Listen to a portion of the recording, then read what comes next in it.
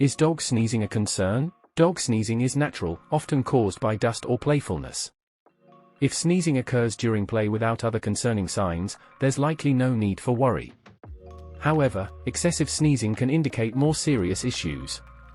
Common causes include colds, allergies, and irritants like scents or particles. Foreign objects in the nose, nasal infections, and nasal tumors can also lead to sneezing.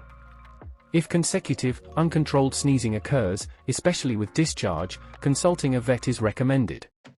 Reverse sneezing, a curious phenomenon, often resolves with gentle soothing.